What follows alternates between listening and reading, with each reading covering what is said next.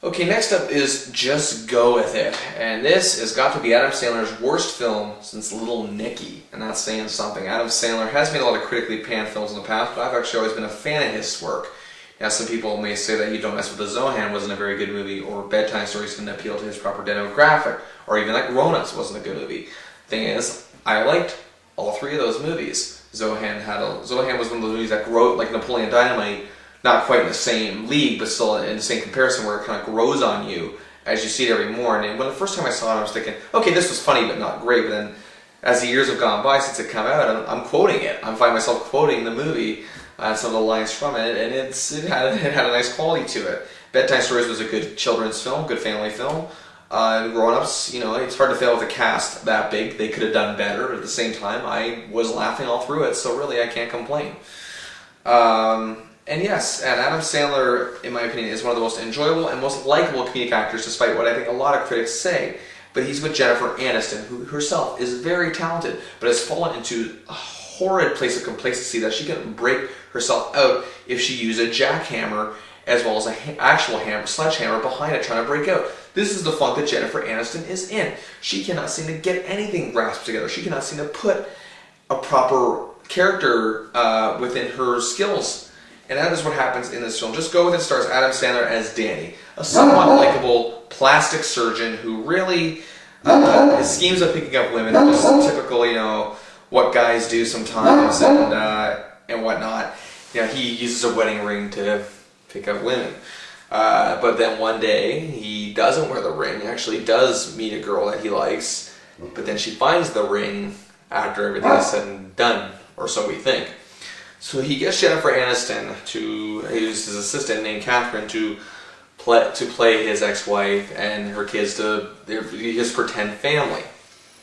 Now, this makes Sandler's character, who is somewhat likable so far in this film, very just scummy.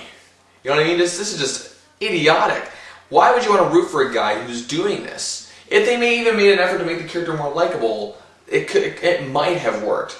But the dialogue here is dumb. The sight gags are dumb. It's just complete and utter junk. There's no likability here. I don't understand how the producers in Hollywood truly thought that this would actually be a film that people would root for, that it would enjoy. And I know Valentine's Day brings out a lot of films, but as I said, I thought going into the Valentine's Day season that No Strings Attached would be the disappointment, and this might be funny.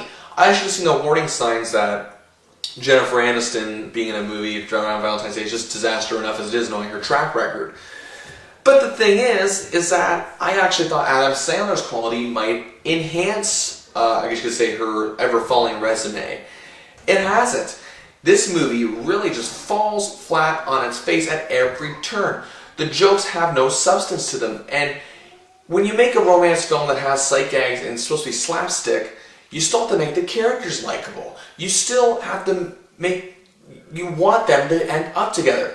I wish that these two would just go off and find another dumb person that matches. Well, I wish Sandler would find another dumb girl to go with. I wish Jennifer Aniston would just find another, well-meaning but okay, I'll do it kind of guy to go with, because that's what her character is. She's a nice person who stands against what her boss is doing, but then she goes with it. And the way that it all unfolds is just so, I understand not everything has to be realistic in movies, but here it just seems to me that they couldn't pull it off. And it's not entirely Aniston and Sandler's fault. They do, I guess, what they had to do to make this film go, but did they not take a look at the script here? I mean, Aniston has chosen some really good screenplays in the past. She has done nothing of the sort in the last few years. And Sandler, on the other hand, chooses movies that aren't always fantastic, but they're always good, they're always funny. He knows what's funny, he knows what appeals to his masses. I think a lot of Sandler fans are going to be really disappointed here. I'm just speaking for myself right now, but that's just my opinion. I could be wrong. But I just really don't see how anybody thought this was a remotely good idea. Adam Sandler would have been better, rather than doing a movie with Jennifer Aniston, would have been better off making out with Betty White in a movie. That's how better off Adam Sandler would be. Why? Because she's Betty White, and it would increase the stock tenfold, and everybody would talk about that scene. Okay? Seriously, they would. I wish Adam Sandler would do a romance film with Betty White. I think that would be box office gold right there. No question about it. This movie is going to do well in the box office. I don't doubt that for 2 seconds, but it's just playing to the lowest common denominator, and It's just a bad piece of junk. I'm really disappointed in Sandler here. I'm even more disappointed in Aniston, but that's nothing new. I give just go with it, the big go and the big 1 star out of 5.